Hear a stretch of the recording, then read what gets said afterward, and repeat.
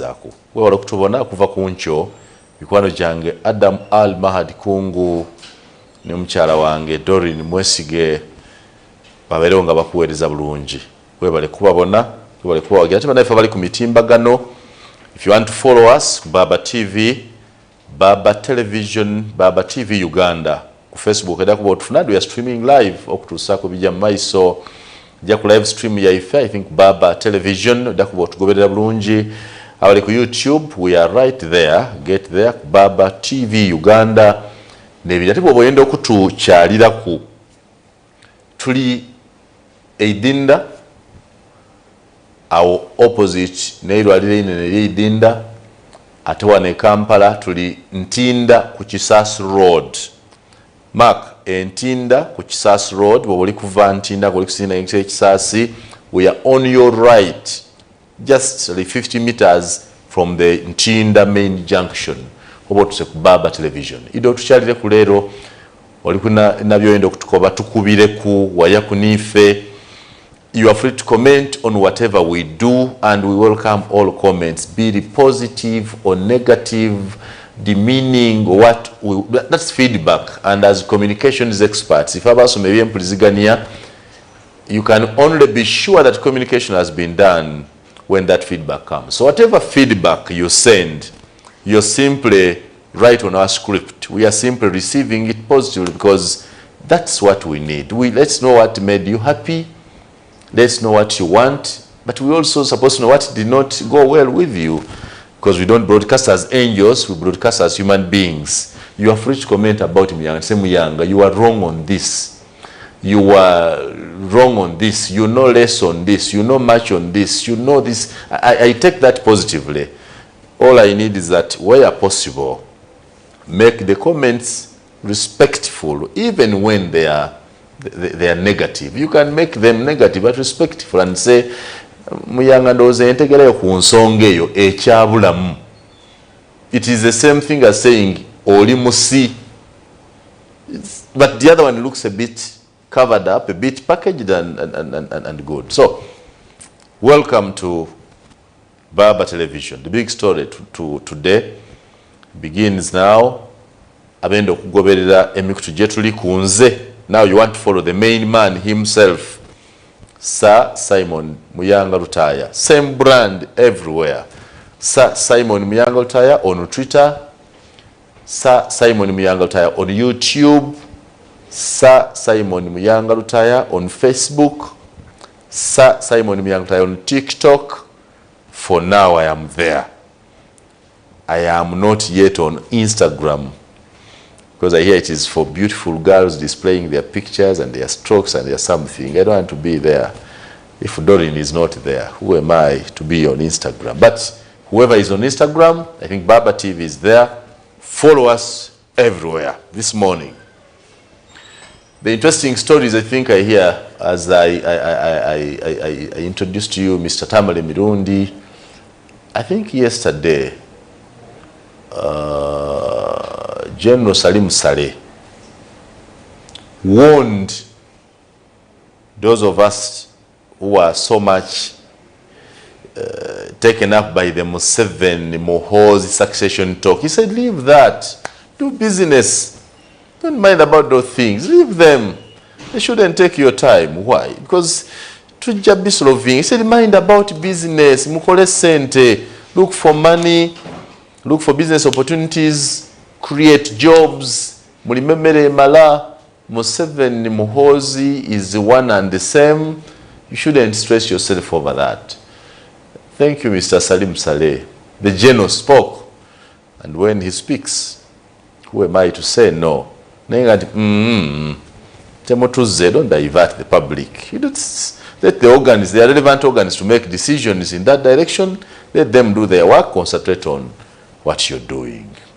It is also good to learn that this week, the new East African Parliament or new East African Legislative Assembly was sworn in. As we talk now, we have a duly constituted IALA, or Legislative Assembly for the African Community. Burundi now takes the speakership this time round because the speakership of IALA is rotational. Burundi's candidate won the speakership and will be running the parliament for the next 5 years up to 2027. We want to congratulate our members of parliament there.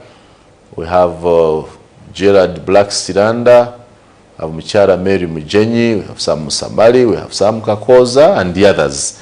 We want to wish them a very, very, very successful new term. I think the duty should be to let East African citizens know what does this parliament help them. What are those common issues of agreement that we have to discuss? What should I, as a citizen, do to support the East African community? When and how do I benefit from the East African community? What is there for us? What are the key issues that unite all of us as a region that the East African Legislative Assembly is going to handle? Our East Africa, I think Uganda, the Minister of East African Affairs is Michara Rebecca Kadaga, who was also there to attend the swearing-in ceremony. But we need to agree on where we are working commonly. One of the things we have achieved so far is the emphasis on Swahili. The expanded East African community that includes now DRC and Burundi wants to concentrate on making sure that the region speaks or adopts Swahili as our regional language. And I think here there are lessons organized for members of parliament, for ministers, and finally, Michara Kadaga promised that there will be lessons, Swahili lessons for journalists. I wait for that day to learn some Swahili. Although I'm not as bad as my friends, I can speak sufficient Swahili. It is for survival. I can speak and can cross the border. I can get food. I can get accommodation. I can sustain a conversation, although not very fluently in Swahili, but if I spoke to someone who knows, he will understand my communication. Not very fluently, but yes, he will understand. The other one to handle is to see that East African community uses one single currency. I think the single currency, the efforts towards that are almost in final stages. I want to remember precisely whether it is Uganda that was selected to host the regional bank, the one we are going to call the Central Bank of East Africa. So that the shilling you have in Uganda should be the shilling you have in Kenya, should be the shilling in DRC, the shilling in South Sudan, the shilling in Burundi, the shilling in Rwanda, and the shilling in Tanganyika or Tanzania. That saves a lot because the different currencies we have, Kenya has a shilling, we have a shilling, Tanzania has a shilling, but the shillings vary. Our friends in Rwanda have mafaranga. Our friends in South Sudan have some, is it a pound, a dollar? There's some dollar there. DRC, what is the DRC's manner? They're using mafaranga or something. So these and more are what we expect from our East African Legislative Assembly representatives. Handle those things that help Uganda. It will be very great to have an expanded market of 45 million Ugandans, plus so many millions in Congo, our friends in Kenya.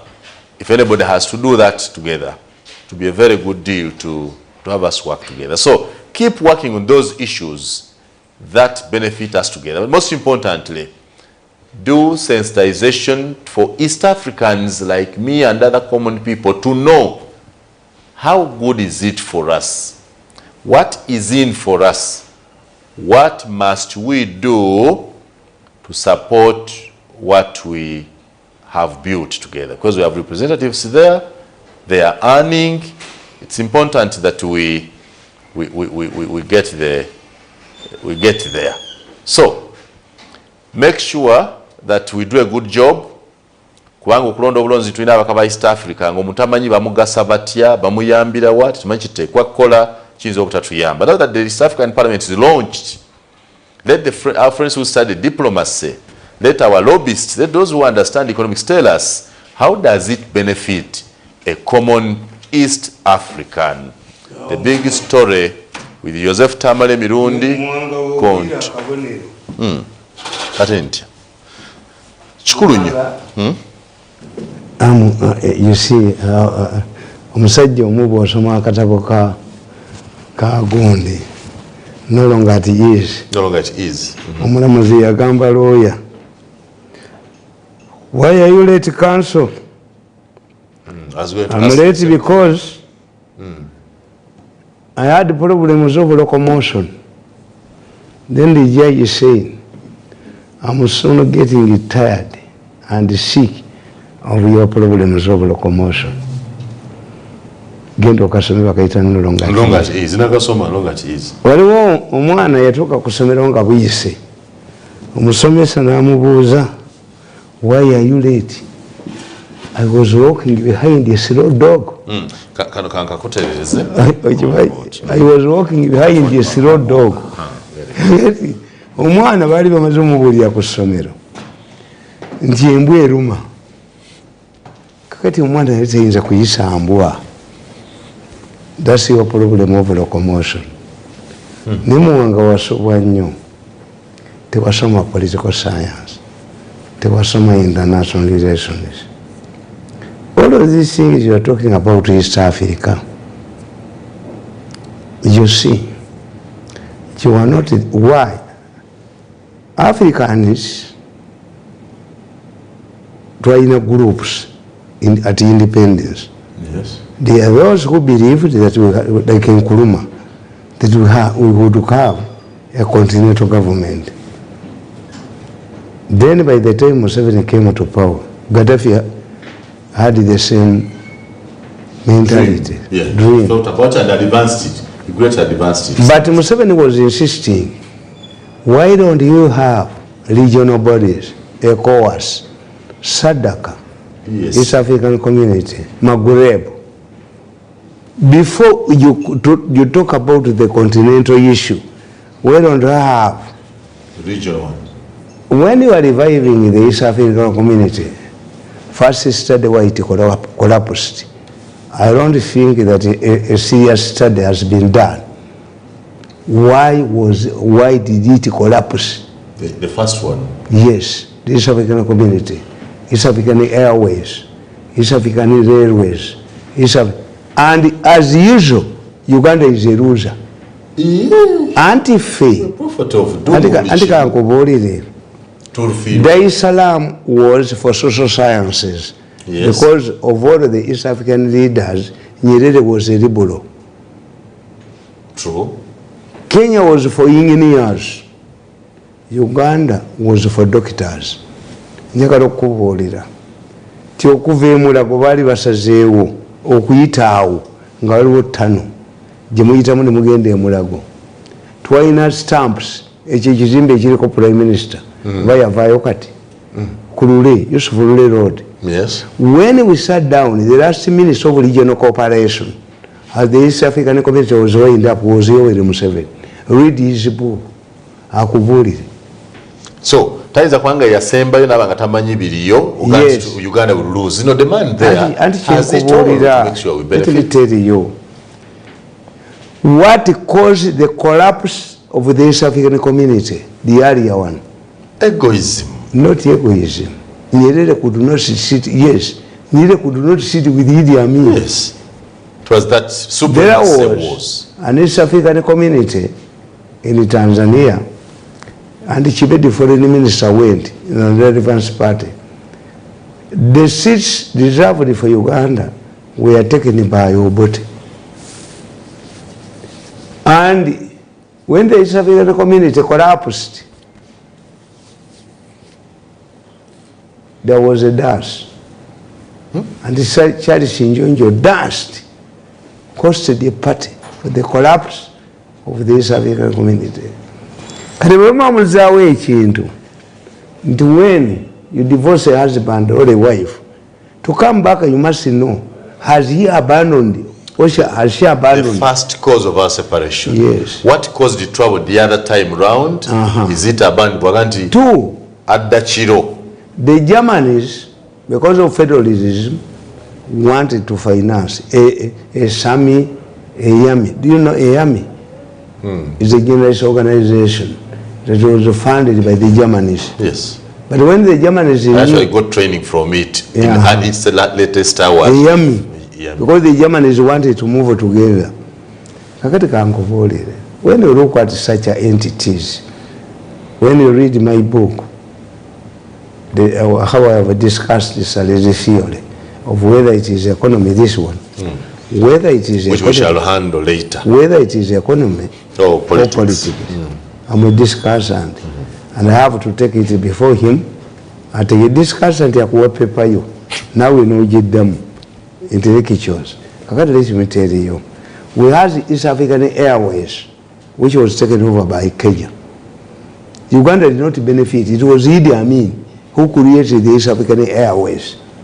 We had East African harbors, railways and harbors, was taken by Tanzania. What did we get? Museveni was the last minister of regional cooperation, and his role was to share assets of the East African community. I will tell you, Museveni is the last minister. You don't see us building, and I thought we could even build a new, stronger body. When you read my book, I tell you, there are people, when you come to my family, I have a number of lawyers, I have a number of doctors, I have a number of agriculturists, I have a number of many professionals. Why? Because my family is broad-based. It's a family of many wives. Every woman struggles to ensure the woman is failing. This is a trick. In your family? Yes, that's my trick. My trick is that marry many wives, the competition is their children. Mwemuna yasanga enkumulumbe. Gwono suliyanga banemi umbe jemere. Ona agamba banne. Omukazi agamba omwana we. Bali banno basoma olya ugona. Nze sinza kulonda president atayina bakazi bangi. Because a family is the first unity where you develop your teeth.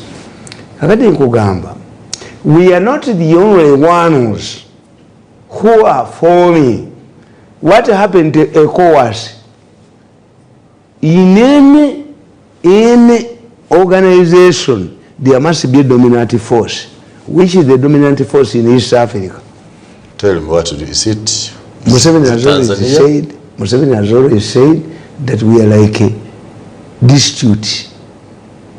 If the Kenyan economy is bigger, if the Tanzanian economy is bigger, one room is here, another one is here, the boundary is here. You cannot start an organization without a dominant force. NATO has functioned since the Second World War. Why? America is a dominant force. When Britain raised 15,000 soldiers, the economy collapsed. France, 3,000 soldiers. Spain and Italy. What's the dominant force in East Africa? And you must have. We don't have a dominant force in East Africa. And as we talk about East African integration, which is the dominant force, consensus in the politics is the dominance. And here in Amani, East Africa, NATO. Congo bagala fe Rwanda fe economy ya mweringa kamye ya Kenya nte ninga tebamanyi jikuma. You tell me the dominant your economy is comparable to a rabbit. That's why all of the fingers close. Kenya ikabanante, and I've explained this in this book. Why? Yes. Kakati bwebali batandika European Union. We have NATO, we had the war pact. Yes, the Russians also had an alliance, Warsaw, the capital city of Poland, where they sat. Why has NATO outlived Warsaw pact? In anything, let me give you an example. I normally embarrass my family, but I tell them that I want to quote examples. My father died 20 years ago, and he left yatulekera ika 706 ezettaka. Yes, ate a faction from his jjajja waffe Sembuya. We are land owners. That's why I'm a very arrogant man. Naye ne bwe twayabya olumbe tetugambangako mukulu waffe oyo nti tugabane ettaka. Why? He handles all my problems. Even me, a rich man. I'm a rich man according to Uganda standards. But my brother gives me money. Yansikira. Ndikizibuche. Abazukulu abaana bange abawa ssente. Kakati nange nebuuza. Is too humble compared to the other man is a diplomat. The diplomat is humble. Era you cannot anti abaganda baga nti enda mawogo ezaala abalungi n'ababi. You cannot say that we are the same father and the same mother. Kati Kambayambi. East African Kambayambi. Community tufuna mu ki olaga tukola loss. Abaganda baga nti obwayise tebuyoleka. Bwoyolezaamu ettaka.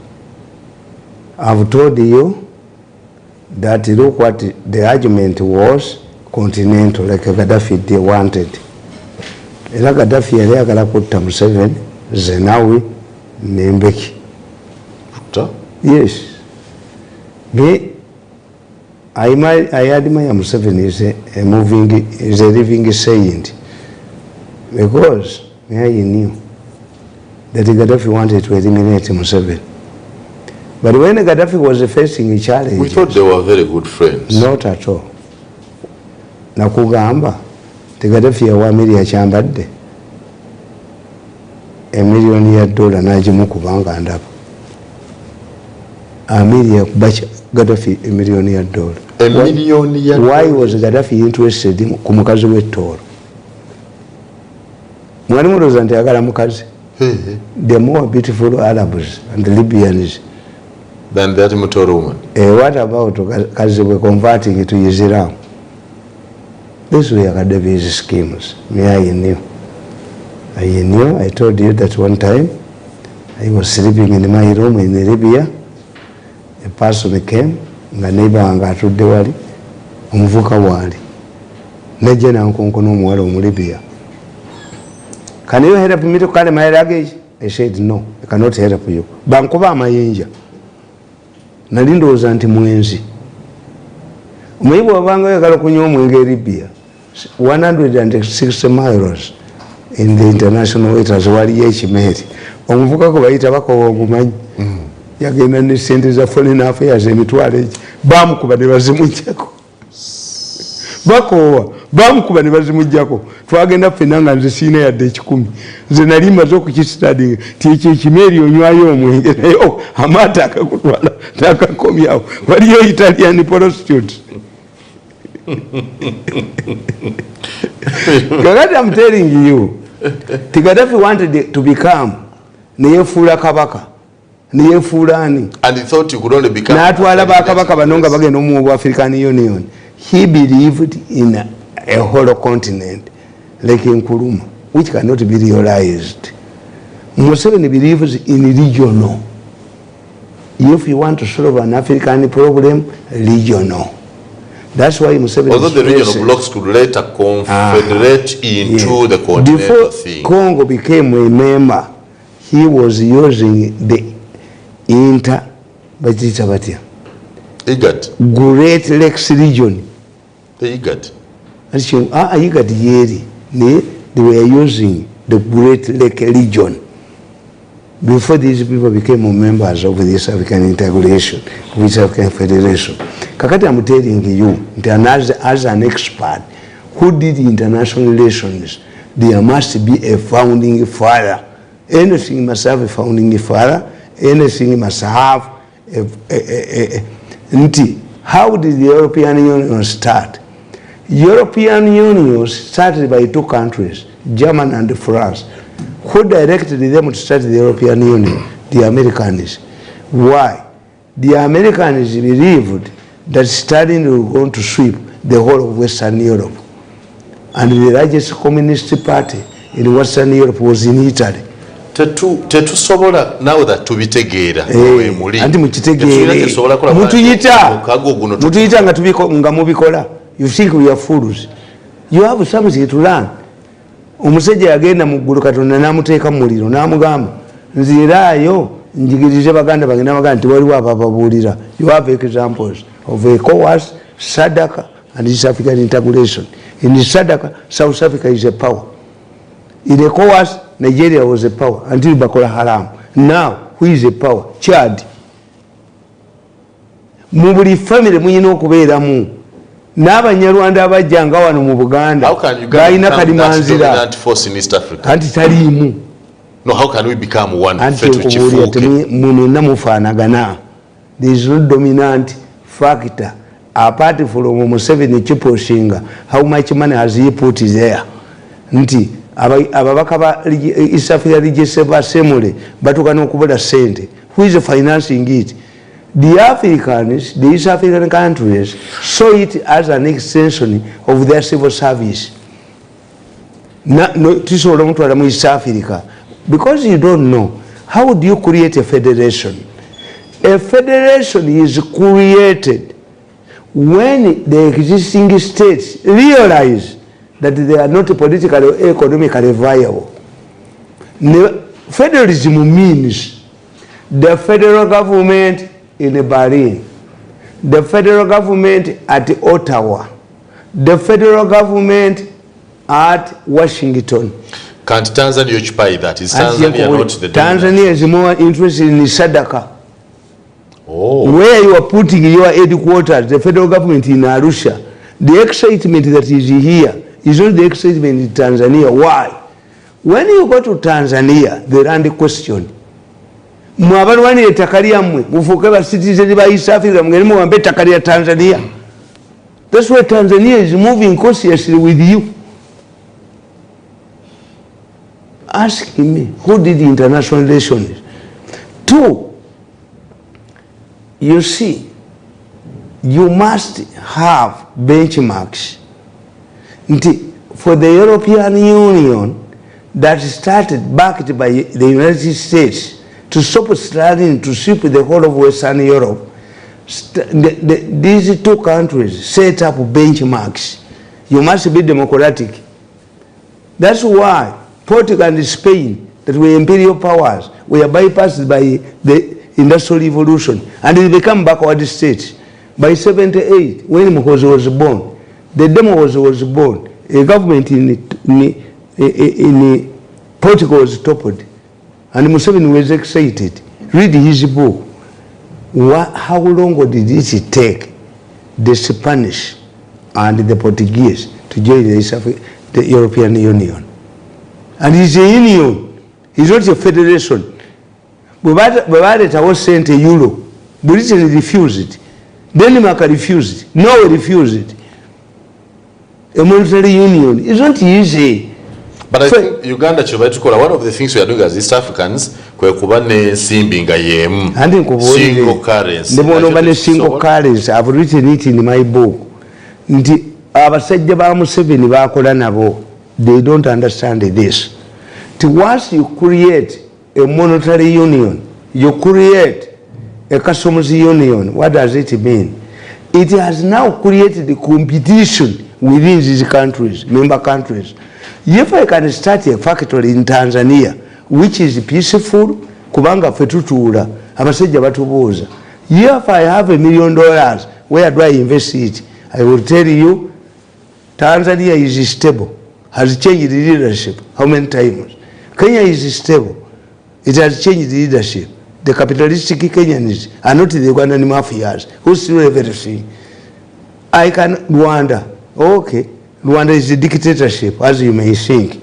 It has not changed the leadership. It is a minority over a majority. Tukuburia for experts, you come to me, I tell you, where do you put your money? In East Africa. I thought Uganda is the most stable and the Uganda Investment Authority. Etudde kutekali abantu. Museveni created 20 investment parks where you could go no ngetaka mu mawanga agamu osanga n'ebizimbe babizimbye ne bateekayo infrastructure ne bateekamu ki eri abantu balitaka lwakakamba. How many times have you changed the leadership of Uganda Investment Authority? Another testimony about Uganda Investment Authority, you go to Mukono. The Namamve Industrial Park, etakabali tuddeko batunda tunde, more expensive than you go to Chibule's constituency. The Chinese are buying land from private people rather than getting access to Namamve land. Rwakakamba. Nebagoba kimaji kigozi, nebagoba omulala, nebagoba omulala. Ettaka baagala ditunda. They don't understand Museveni's concept. You can call it land bonanza monitor tivasum. They never did the political economy. Ekitegeza East African Federation is doomed. Toyina kyolaba muwa. Because I'm waiting to see kikyolaba mu kyonna. Anti nkubulaba mu kintu kyonna. Kyaliwo ne kigwa. Iyala tesola gifuna mwene. Kyaliwo ne kigwa. Kakati bwe kiba kyagwa kye kyakisuula. Naye cannot work in Museveni's government again. To go back to a marriage divorce, he must have abandoned his former habits, which forced you out. Museveni, you know, abajoza abali mu government abatunya ku mitwe, abatunyalako. Ne bampa sente zange ne bazikwata. Ate ndikukolera ddi. I cannot come back. You throw me on Kasasiro for jirikiti ko basule embwa amanya ejirikiti type. Programu zange ne bazijjako. Kati mbagala ko kiyizo benyondo mpita meeting entulike. So you must review. You have just said that you are a rich man. Anti nkubolidde. As rich man, I'm telling you. You must review. Kakati kankubolire. Mwogera nti Ebola ali mu Uganda. Naye nga beerabidde buno obukozi buno bunnambi buno obutambuza endwadde. Bwe kabeera ne katwangire. Why is Uganda suffering for diseases that are not affecting East Africa? Ne boogera Ebola ensalo ne bagigala e Busia. Buli omu naggala ensalo. Naye nga bakatumye kaggala ensalo koogera Ebola. Ensalo egalibwewo. But supermarkets zaabwe zikole. Where do you find such a people? Wokalabira wonna. Kakati what does it mean? When you declare Ebola in Uganda, then the East African countries will block you. Tibakiriza kugija. Of course totambuza bulwadde. Rwanda yawera amata gaffe galimu omuwogo. Kenya newera amagi gaffe, newera ne kasooli. But the players to undermine themselves. Waliwo omusajja omugagga ennyo bamubba golodi. Yamusemeratingira Ntebe. We have this the best smelting plant in Entebbe eya golodi. That's why golodi yazewa. Yamutuuse Nairobi nga mufu. Why are Sudanese? We are accommodated here, are killing you in Southern Sudan when they are not killing Congolese and Kenyans. Busuma bwamwe. You are not prepared. Muri babbi, muri abasuma. Ebyamwe byonna byabuze. Ebyamwe byonna byabufere. And you are the driving force. The only thing. But I think we have helped stabilize Southern Sudan. And we have helped stabilize Somalia. We have helped. But would actually be the leader. But when you look at the European Union, they set benchmarks. You must be democratic. Because they are universal benchmarks of democracy. In East Africa, you cannot have a benchmark of democracy. 2. Surrendering, if you want to form a federation. Federalism means that the existing countries or states or regions have found out they're not economically and politically viable. You surrender some of your sovereignty to create a bigger unity. So the federal government in Arusha, but the Tanzanians are not interested, are not keen as Ugandans because of education, the level of education and land. Mugenda kuddayo mu be etakali mu buntu guleya abantu. Museveni alowooza nti population y'Abaluganda eri miliyoni 4 bwe tugattako Abakongo ne banna Kenya ne bwe tubadde tutunda kyetutunda kyonna kiba kifunya abaguzi. The market. That one I've addressed it is the market. I've addressed it in the strategy theory. Yes, but first in Museveni's theory, the market. Let me tell you, what matters is not the population. What matters, what is the demand? demand and effective demand. Effective demand means demand backed by money. What do you get from Congo, apart from getting refugees there? Can you sell beef to a Congolese who can hunt his monkeys?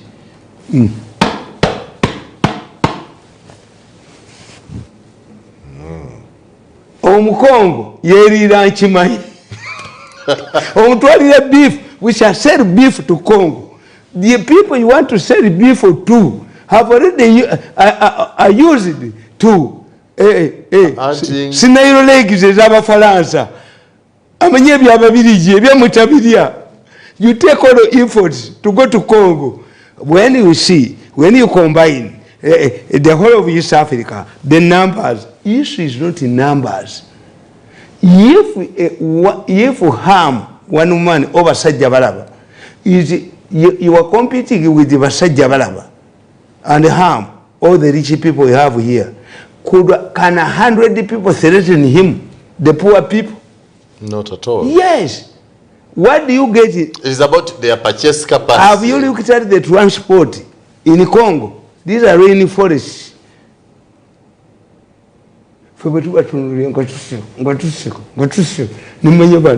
Omusajja yerire nkimaye gwali ogenze ke Congo nemmese bazikola ku musito emmese bagirira ku bikola bya lumonde n'akawunga kati gwe twala y'ennyamayo.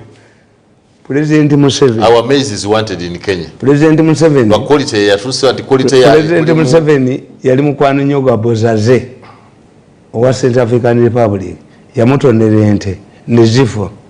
They had to take a gardeners okuzimbira Bozaze a farm erimu omudde ente gwe zisobola okulya at what cost. So you are saying that Uganda is a loser at the East African community? Yes. And you see, when you look at Kenya... But we are selling a lot in Southern Sudan. And we have a problem.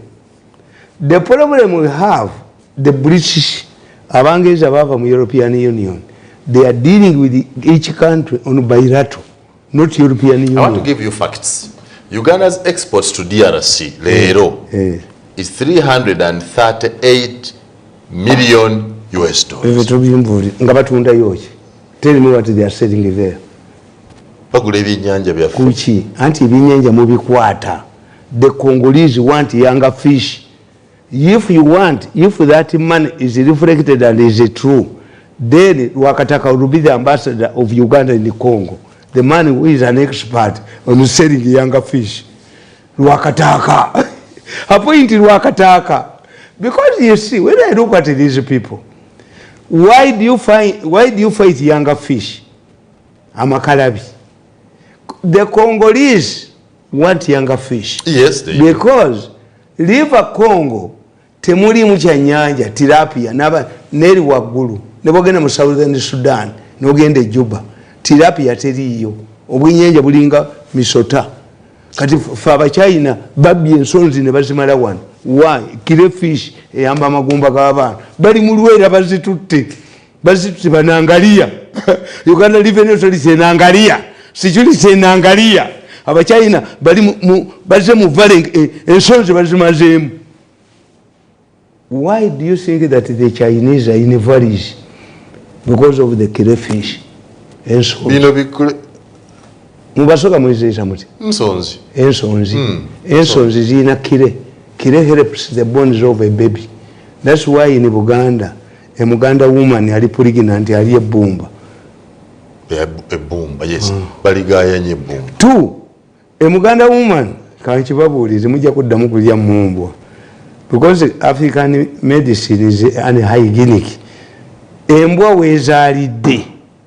Embwa tezaala. Embwa ebwagula. Teulabanga yombwa yali efudde ng'ezaala wali egirabyeko ente efe ng'ezaala naye embwa tefanga ezaala yo tezaala ebwagula embwa ezaala obwana 10 ate tefa ani yali alabye embwa efudde ng'ezaala kati Abaganda ogwo omusayi gw'embwa gwerekawo ng'ezadde baguyoolawo ne bagukolamu emmumbu kakati emmumbu eyeyamba abakazi okuzaala. I'm telling you. Sure. Yes. Embwa tevanga kongezaala.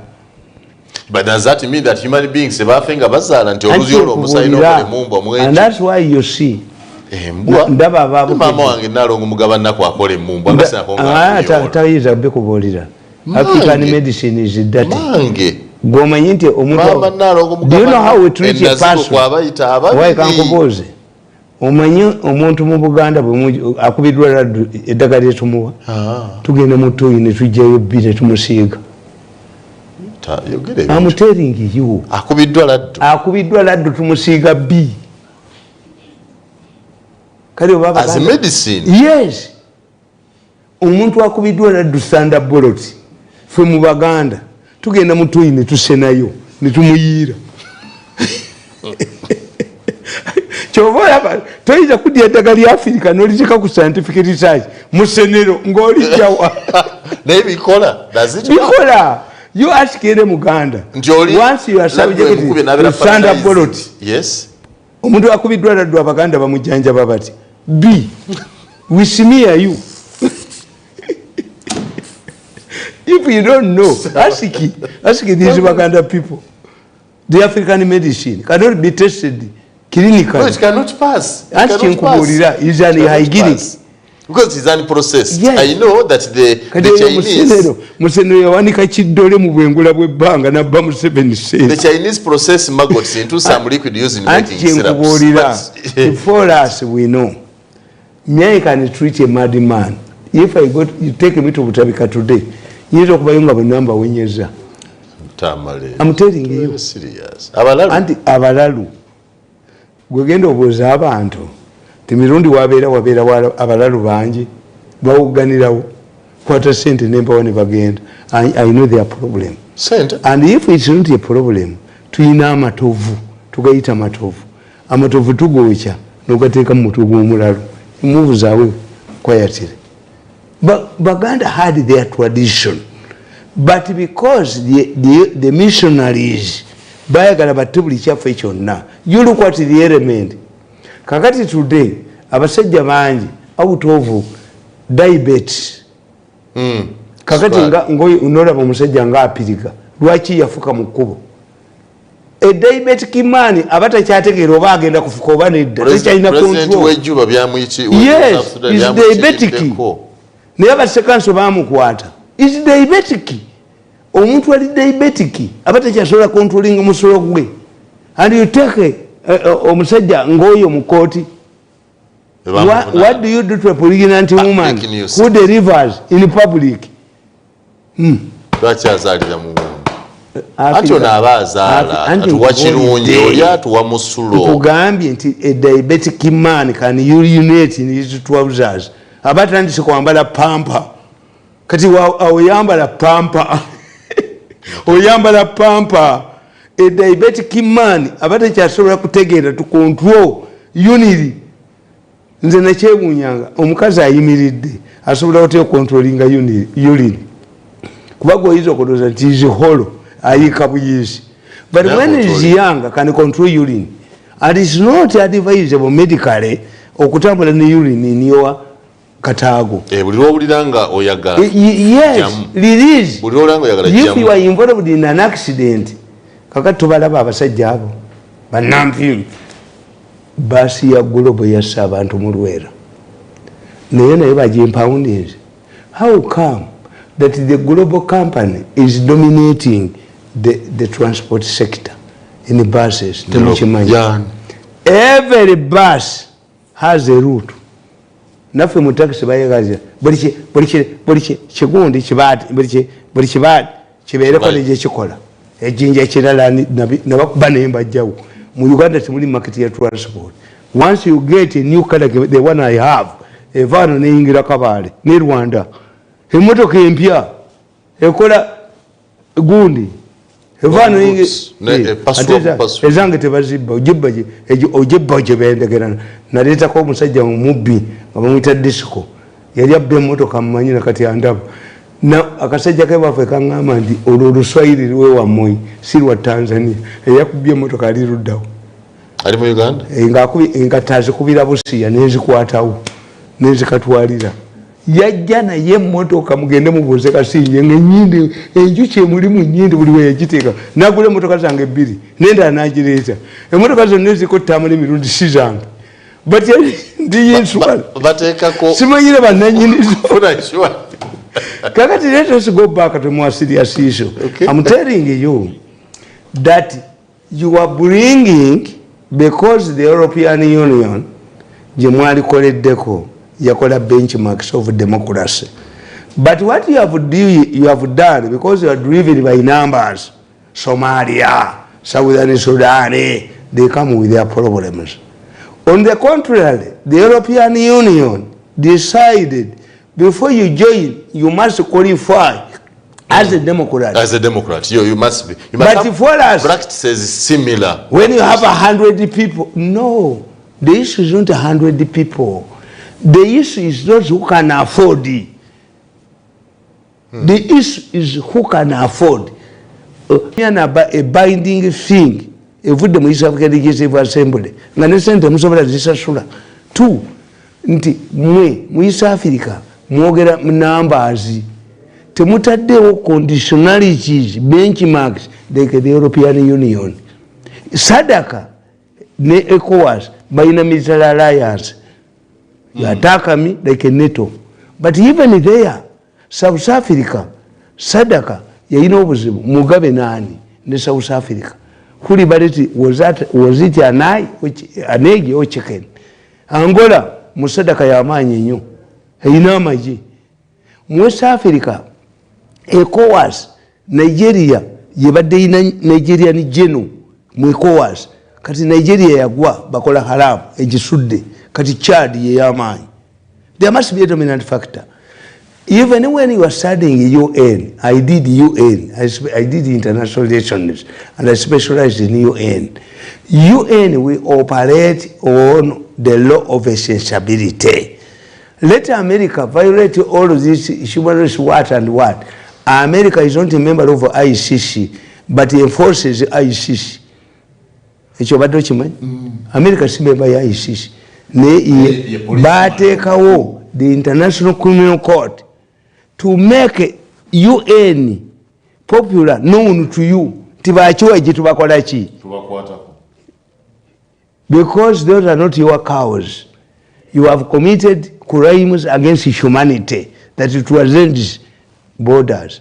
Two, Nitugamba, and how do you popularize UN? Previously, UN yaliku peacekeeping, kati ekuba combat. The argument was, tell muntu alwanira ggwanga litaliriye, where is UN? But UN wanted to create peacekeepers. This is why the Kenyans are doing in Congo. You don't know it. The Kenyans only took combat in Somalia. Why? Operation Lindanchi in Somalia. It was their own national interest, and the Kenyans had to move in. But when it comes to Congo, and 20 Kenyan soldiers are killed in Congo, why are our Kenyan soldiers dying in Congo? Are we going to give us the statistics data why you should die in Congo? If the Kenyans are serious in Congo, you would see Kenya Commercial Bank. First, Kenya Commercial Bank is Juba. And most of the Kenya, the SPLO leaders were staying in Kenya. Why? The SPLO headquarters were in Kenya. Mutunda menvu, you are competing with what the Dinkas can produce. Minister of Foreign Affairs. Who are you? Where did you go to school? Why don't you contact me? Why don't you come to me for advice? Kakati chovolaba. Tinimuna military alliance. You must have a dominant force. The Kenyan army is professional.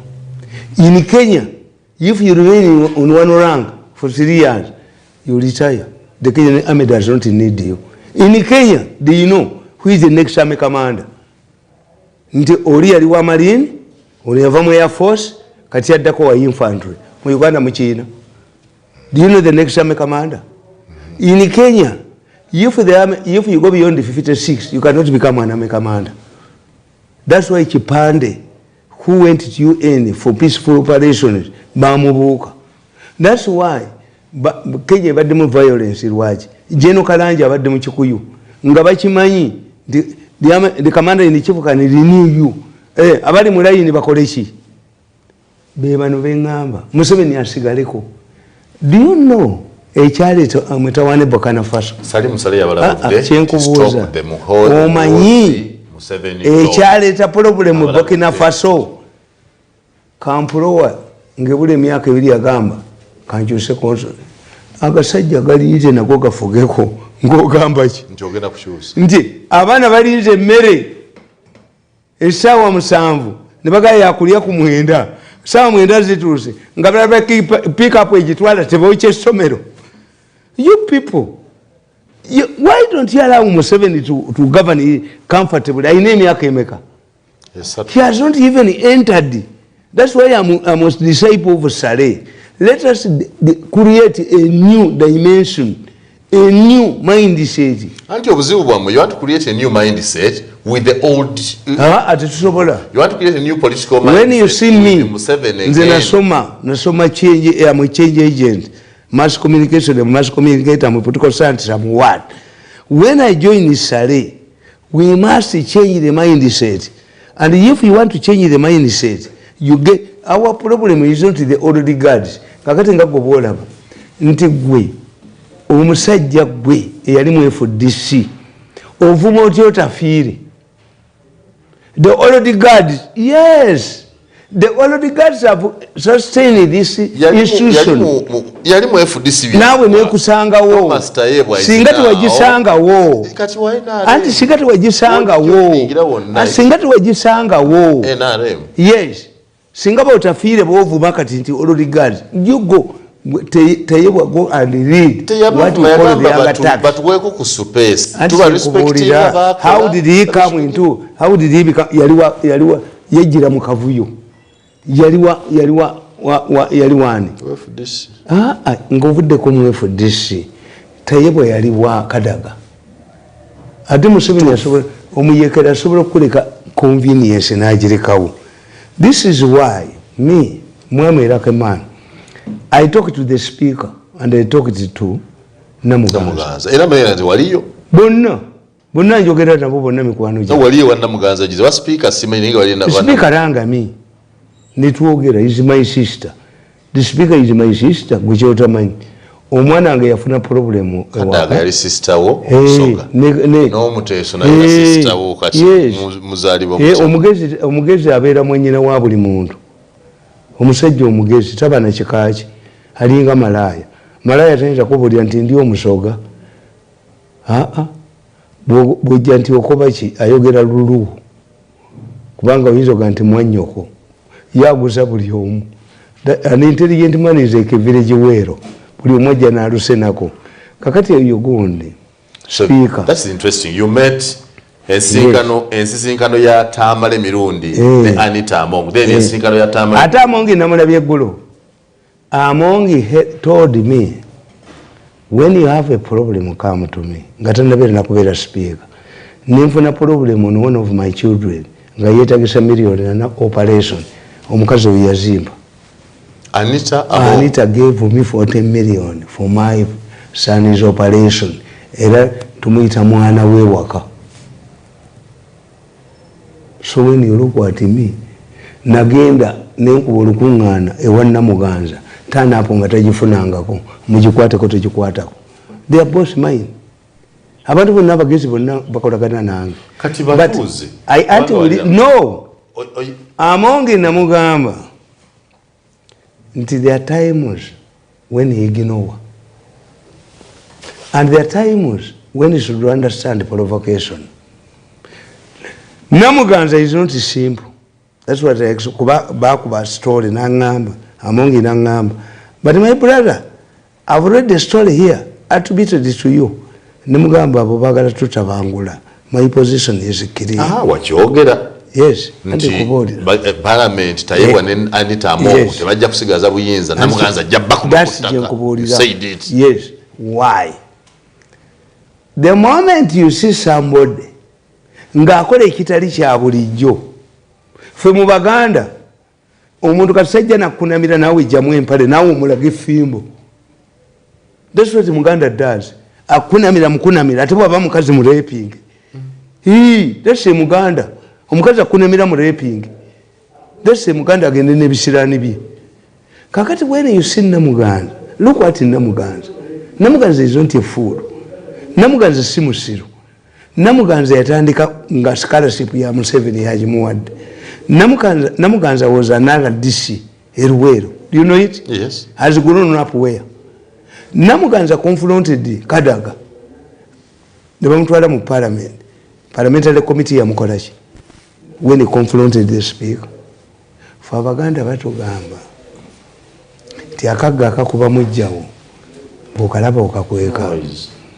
Omwana. Yes. Kasi omwana atandika okuvuma abantu abakulu.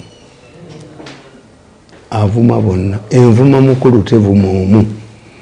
Once you say person. Nalo lugero lw'Abaganda. Envuma mukulu tevuma omu. Tevuma omu. No.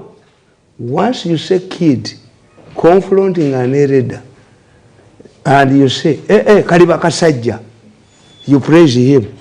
Oh ha. Abajja kuvuma n'abalala. Kakati nti nembabulya nembagamba. When I look at Namuganda, tukugamba mu political science. Any noise, any decision, any movement must be purposeful. Mwosoma akatabo The Art of War by Swanzo. Yakawandika emyaka 3 BC before Christ. Nebakakyusa mu Lungereza from Chinese. Abamerika bagamba tebali tukubye Vietnam. Singa twali tukasome. Ne Swanzo akugamba ne boolaba ebinyonyi nga bibuuka ku muti togenda. Birabye gwe bamulala. Swanzo akugamba never respond to artillery fire before abstaining while the enemy is firing at you. Is he trying to assess which weapon will you respond with? Your position where? Sanzu. I've read the book, The Art of War. The Art of War. Translated for managers. There's The Art of War for managers. Yes. It talks about the war, but in terms of business. You look what? It is not chronological, but it gives you scenarios.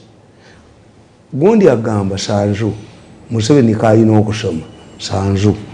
Sanzu yakugamba. There are times when a leader must borrow the heads of his friends. Sanzu yagamba nti nali maze ennaku 6 a week nga sifuna surprise. Tulina amagye gange gali staffed. Naye ne batubuulira nti the enemy is going to attack us. Nimpita Tracy wange ne mubuuza, what do we do under this situation? We are going to fight. Sanzu namugamba we are going to fight. Twayisiwe namugamba, how can these angry people fight? Tebanalya. And we don't expect a surprise. What do? We should run away. How can hungry people run away? Sanzu tayina maanyi gadduka. Ata agalwana kamubuza ata agadduka. Gaya agayina. Sanzu maichi yamugamba, lend me your head. Sanzu yagamba twayisiwe. Toyina answer gwe. Lend me your head. Namuga have given it to you. Teyategera kya mugambi. Sanzu najjayo ekitala. Naddira ekitala kye nakiteekako omutwe gwa twayisiwe trusted. Bakuba emundu ku olwo. Bagamba nti olaba akikola ono. There are times when a leader must borrow the heads of his colleagues. Oba bakoddomi bamukomero n'omutwalo no esinaeterera. There's a situation where a leader must borrow the heads of his relatives. Yes. Abantu ne badde ku mirimu ne bakola. If we want peace in this country, Museveni must move against his members of his family. Abakoddomi be. Swanzu. This is what I'm telling you. Nti oyo Gondi speaker. Are you not don't you know that you have enemies? All along, people are trying to drag the speaker to court over defamation. Ojukira dine liyakwata ngabagala omubba sente. And I advise her. Abo batwala mu court. Defamation case does not depend on this case. Often opondo bamuga nti abya underwear, which was wrong. Ofunopondo tiyabanda where? Footage. And let me tell you, what defeats these people is that there was a ruling in the supermarket. If you try to cheat, we multiply the price by 10. If it was Ofunopondo, have you seen a receipt bearing Ofunopondo's name? No. Ofunopondo tiyabanda where? Bali bagada mwana mayininga. Kuba they undermine everybody. Kakati nkugamba. Nejo sijja kuchidda. Andi nkugamba. Ofunopondo wanted to summon it. Was advised by the lawyers. If you take him for defamation, we are not dealing with this case. It's a totality in Kwambula. Are you defamable? Before we were thinking members of society. Olirina. Yetuonoona. Kakati gwe tunulira Namuganza mugezi nnyo ayina abamugoberera. Namuganza yakimanyi aludde mu parliament. If you want to talk about in parliament, you are substantiate. Kati Namuganza yamanya. Point of order n'abatalina magezi bonna. Point of order, point of information, point of Namuganza did not talk with these issues in the parliament. Yaleeta kirala. Yabireetawa outside the parliament. How do you handle an issue spoken out of his parliament? Courts of law was dragging parliament in courts of law. And the battle there will expose the lot. And how? Let us say there are two cases where parliament has gone to court and has lost. One, vetting in Uganda was reduced by a judge to academic papers. There's a vetting. Not morality. Not morality. Not background. Uganda kwata mu government ya Muhoozi kumubeka bangali. Ruled that only vetting means that academic papers. Tuvula batango doyi tayagala mu. Yet ideally, very sentence abakapapala. Tuvuli mukwatu bati tango doyi be sweet. It would include wakolako wa. Yes. A judge in Uganda reduced the parliamentary appointment committee's role from vetting to only academic papers because the judge knew that people will not go through not the academic papers they did forged, not morality. Yet the intention of vetting, to vet, the word would mean... When Kadaga gave money to MPs to fight COVID, they went to court and the judge ruled that the money must be returned. And Kadaga obligatory did it. Obliged. What does it mean? It means that the parliament is under the jurisdiction of the courts. Eventually, Kataga gave in. Abalamuzi to come to national coffers. The judges go to national coffers.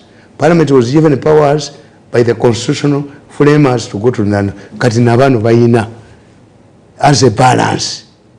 Kavuma Yatia, the former deputy chief justice, Alimu Uganda Aviation Authority, which does not have any relationship with legal. His British experience. Katuleva akolawa. Oroza oyogundi owinye dola agenda kolawa. But we had the time when we are exporting judges. Yes, bagaswaga. Yes. Oyo kanyamba ekyamunyiza. Bamugamba nti sesirize eyagala chief justice. Ne bamuga nasala omusango gw'obusiru. Ne bamukuba. Agenda okutegeera nti ntende yagututte. Sesirize genda obuze ntende. Yize Musoga. Very intelligent. Musota yize Musoga. Judge. Omunyi Musoga. Musota. President Museveni bagera ne bagamba nti bwe bazuula amafuta ebunyolo. This was my first time to hear abagungu n'abaliisa. Tiyefunza n'abakubemba okwo n'abajjayo nga waliyo oil fields. Ne bagenda mu kkooti ne bawaaba.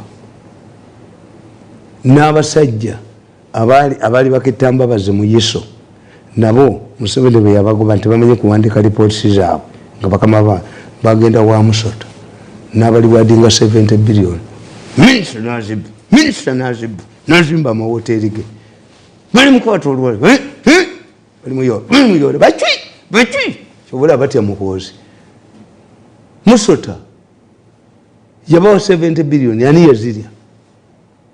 yazirya 70 billion but Museveni yali takimanyi ate ne oyo omusajja Tinkasimire nga ye chairman wa presidential committee yakola ebintu bibiri yagoba bala disi abakolera Museveni balugasa bakintu baseka bangi. You see, well educated people bakola nnyo kuba baba bamanyi balabye kunda bakuki. An educated man like me, the one poor minister, I don't value it. After all, I'm educated. Another man will give me a better position than you.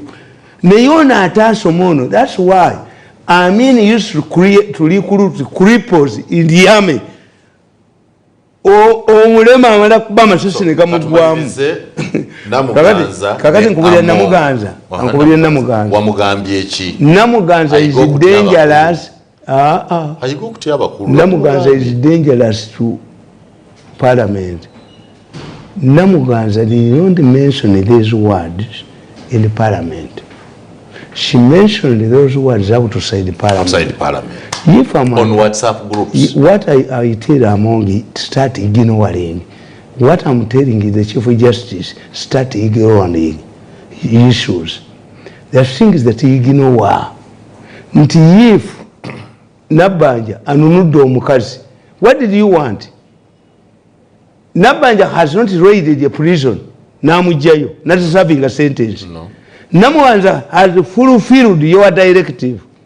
Why do you bother? Why should the Chief Justice bother about Nabanja? Hello, egoism.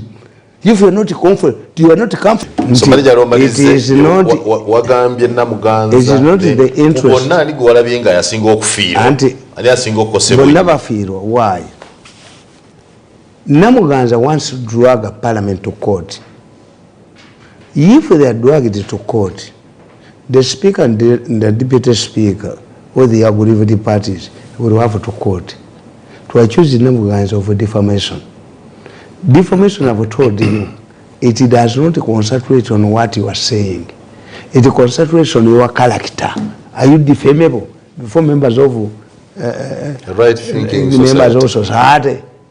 Kitegeza, Namuganza's role will be to bring evidence against the speaker and deputy speaker away from where they are commanding.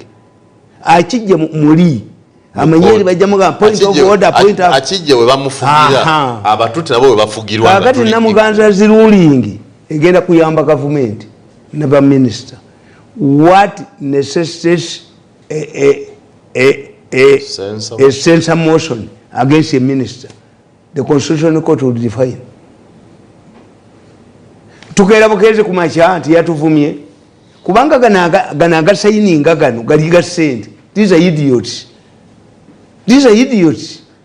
They don't know that they are surrendering their parliamentary powers to courts, and the courts are itching. Everybody is itching. Why?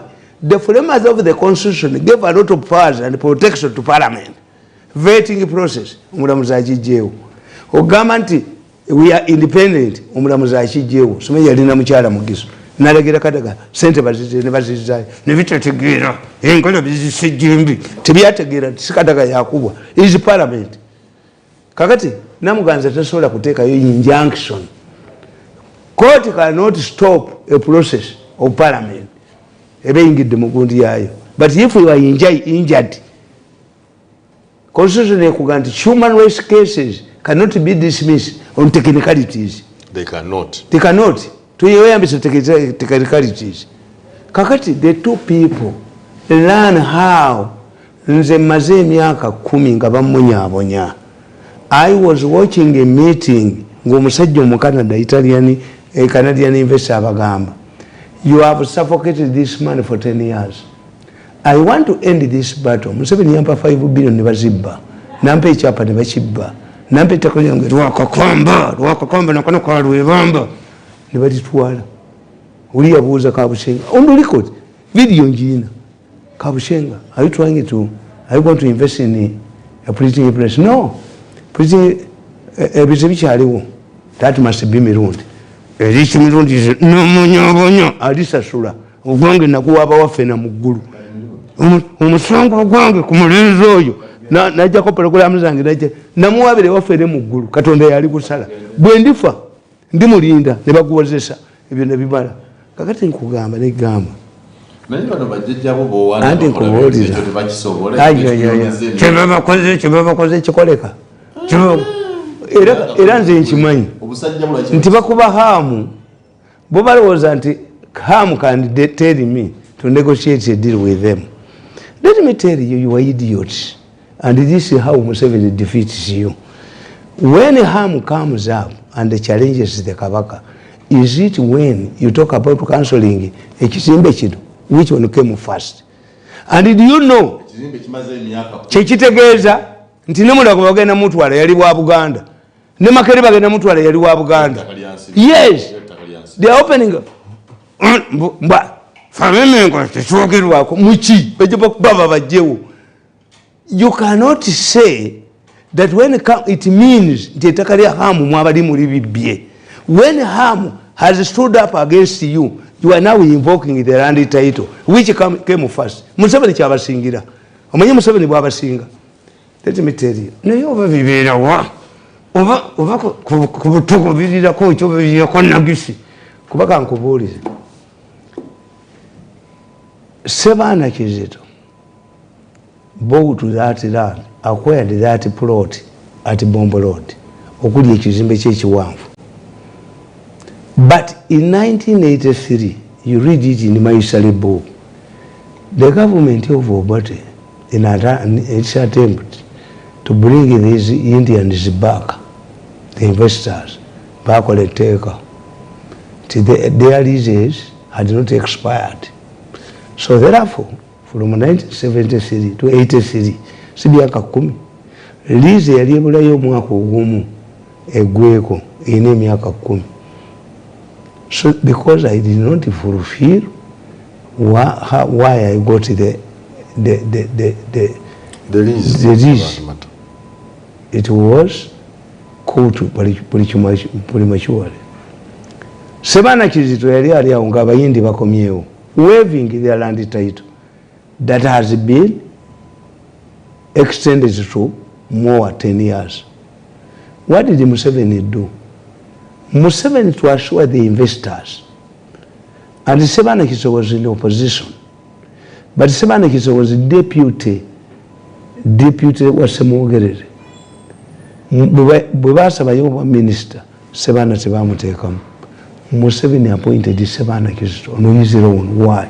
Sebaana Kizito is minister in the East African community, and Museveni wanted the East African community. Maybe had consulted him, we are in minister regional government. 2, Sebaana Kizito comes from Luweero and was an entrepreneur. Museveni sat with the Sebaana and the Indians, said, what are you saying? We want to take over Sebaana's building. Why? Because you see our land title, Museveni solved the matter. He gave the Indians another plot and he saved the Sebaana's building. Kakati gwe Kabaka oyagala otya okuwamba ekizimbe ky'Omuganda kubanga mukutte ettaka ly'omwana mulibye mubadde mulo. Nze omwana oyo namugamba nti ogwirize Mengo mu bino ebya Nabagereka n'obazimbira ekizimbe Asante yapunda ni mateke ab'Emmengo bw'ogenda bakulowooza nti obeeguya nnyo badinye wange mukubesa. Nalaba wa Buganda Land Board nali mu nte zange nali wakanga nawe ente zange nfuwa emiri yange omenye ente zinyumirwa nnyo taaba nali nfuwa emiri yange yataaba bwenti ente zange nzikumako omalira fuwa emiri ente zange nzifuuyira emiri omugaggaze bwenyingira nzigamba omugaggaze tewali kyagala muntu nga nti nina eziri awo ne faamu kati mba ndi awo ndi mu kiwale kyange kasajja ka Buganda Land Board ne kajja kampita mulaalo gwe emidi yange kwefunga omulaalo yennyini nanyini wana musajja wa Kabaka aliwa nekatunulya bwenti kampita mulaalo ate nga Abaganda baga nti buli ayita muntu taba mulaalo nakatunulira bwenti emindi yange kwerifu ente zange tunyumya nekagamba mulalo gwe konze wanjisebo wampa sebo ti musajja wa kabaka owaabwa n'aliwa nenkatunulya bwendi nekagamba ali munda nenzijako enkufiira nekalabanga nze mutano wa mirundi yennyini saba nsonyiwa senyiwa okuyita omulaalo nti gwe kyoba okola kiri eki fuluma ennyumba yange ate nga bwe kagenda okubuuza nateekako ekufulu katomera geeti emirundi egi bedu kasajja kakabaka akemingu nakakooti kaako nenkatunulya bwekakona olugi bwekakoma bwekayita omulaalo kati kamutegedde nzijako enkufiira yange kategedde nti ono emutani wa mmole yennyini nakagulira kagenda okufuluma ngaempale kagipamyemu kagwa ebigonga binaga kafuluma geeti nekagamba okomangawo abemmenga abo bajooga. When you do something good, you see mengo operates KNRM. When you do something good to NRM, asante ya punta ni mateke. When you do things to NRM, you compare mengo to NRM. Yes, mengo is a KNRM. To when you do them a good thing, they think weguya. Once abenRM bobakolera, they humiliate you. Ne mengo humiliates you. Nti mengo believes mengo like KNRM. They believe that working with them is a privilege. Hey, an opportunity. Yes. A golden opportunity. They are human beings like you, the Ugandans, they are yesterday's paupers. Me, I cannot excite me. Working in the government is a misfortune to me. I will never work in the government again. Bana bala bantu obujozi bwabwe. Oyina okubeera kakiiko, bw'obeera kakiiko, bw'obeera oyina okubeera ku NBS kuba ye yaabo. Nanti hamu yasooka n'agamba tasobola kuvunaana kabaka we. Ati kyenkubuulira. N'amala naddewe n'amuvunaana. Ati kyenkubuulira tokozesa byombi.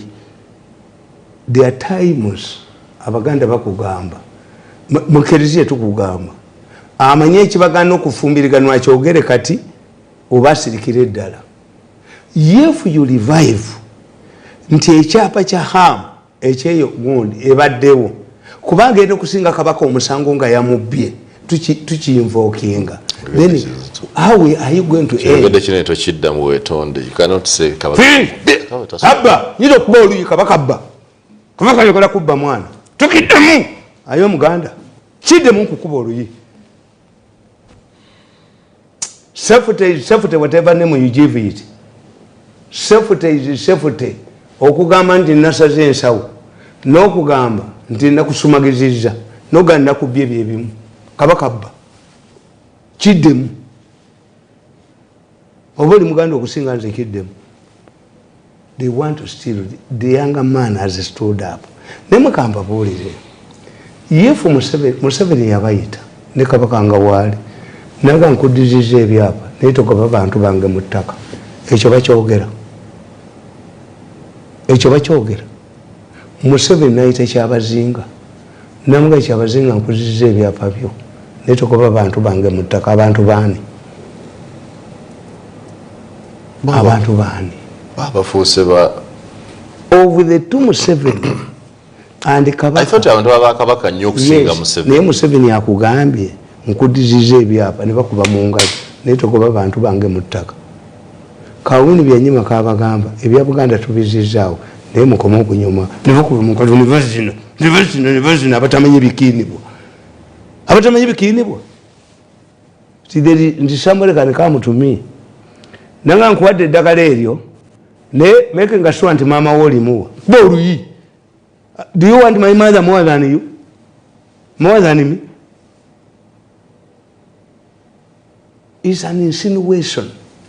Kakati if Museveni today calls the kabaka and harm to arbitrate mwagala sentence bawadde kabaka ajja kuvayo n'amakanzu ge ninga bano bagamba nti amwangu de no. Does Museveni have that time? Yes, he can. To reconcile kabaka. Let me tell you when you read it. That's even embarrassing. When you read my book. Omukopi n'omulanga nti reconciliation. When you read my book. What did Museveni do when he came to power? in 86. Museveni looked for the entrepreneurs he knew. Kayondo Susop. Yali amunoonya amuwe deal akole engato z'amagye. Museveni donated, gave a grant to Mukwano for $500 million to produce soap. I don't know. The factory of Mukwano is sitting on a sewage. The sewage is center ya Kampala. Sewage is soka. It was the Ministry of Foreign Affairs. A wall about Mumasoga Gund. Mumasoga, what's the king? Is sewage. You all have a bit of a bow. What do we have for? Anybody told you, Muyanga Chiduduma. Another sewage center, Mukwano Kuatudi, factory ya Mukwano. When you are going through Jinja Road, you smell the polluted air. But why Museveni gave Mukwano a grant to produce soap? Why? At that time, Sokari twali tumuyisizawa. Museveni stood up with Basajja Balaba. Mutemanyi Basajja Balaba we operates. Basajja Balaba agenda Dodoma. Nataka University of health workers who are needed, not only in Tanzania but everywhere. Baadi bagala omwavu wazawan. Former president of Tanzania, Ali Hassan Mwinyi, yabagamba, you sent me this man. He's a key player in Tanzanian economy. Era naye mwagala musuula economy ya fegwe. Tolaba gondi Ali Hassan Mwinyi ngajja ku university ya Basajja Balaba. Do you know these things? Live with them to us. Ababikulirwa. Fe tuli baawule. Alabe yawamageza agenja wo fe tuli baawule. What I know, Ham, I talk to Ham, agamba oli kitaawe. Aganti yo taata. Takwita ngona linnya nti taata. Obwabwino bwagamba mbu tuli bankima bukima. Yes. You are deeper. Yachitwala. Yes. We are closely related. Tata we muganda wange. Yes. Naye omwana mumwe. Banakamba kusubira. Obanga ye muganda asigaddewo. Abaganda bonna bagudde. Omwana muto. Era naye mumusuule. Do you know the companies he has? No.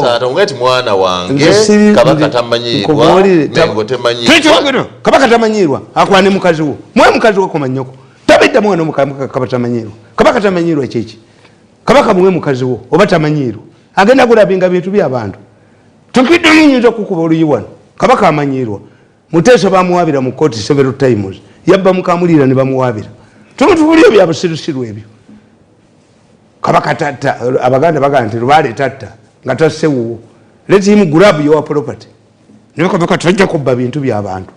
Tajja kubibba. That will spark of a revolution. Tugenda ekizibu kyo Tamale bino ng'omaliza Hamu njagala oyige kino nange nkikola omuntu ne bw'oba omwagala nnyo gwe bw'oba oyagala omuntu ofiirawo tomanyi nsobize Hamu ayinza okukola ensobi wadde mutabani wo nze kitange yaŋŋamba ffe kitaffe Yohana Mirundi yatugambanga nti abaana bange mubawe balye kubanga be balina okuzimba emisiwa. After the Second World War, the British government decided to reserve eggs for the younger people. It would have been the Kabaka to recognize Baganda who have contributed to both Buganda and the economy. Nti omwana oyo nze namubuulira ne muga nti ogenzeeyo emmengo mugundi mu bya Nnaabagereka bajja kufera.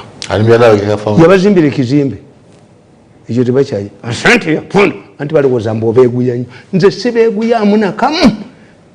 Oyo gundi Lukwago yagamba mu Mirundi tumugobe mu kika ky'enkima n'eddira y'Ekkongo nga nkola ekyembizi ate muba munyambye nnyo kuba n'abawala ab'enkima ntandika obbabiriga. Yes, mukigobe mumulabe. Nze nagamba mawulisi afumbirwa Mirundi ow'enkima ebyo ewange tembireetayo yira okuba emiggo otumugobe mu kika ky'enkima n'eddira y'Ekkongo nga n'eddira ekika ky'embizi n'amanya weegali nagatraininga Kagodo Matu Zamulidde gonna ngalina ntambuza ddembe amanya gonna nagatuumadde ate nga nze mukulu w'ekika tali takasiya wange ebyo bya busiru otogoba mu kika ky'enkima. Did I talk to my mother? Am I the one who convinced my mother to marry Mirundi enkima man? Do you control the enkima? Bring it.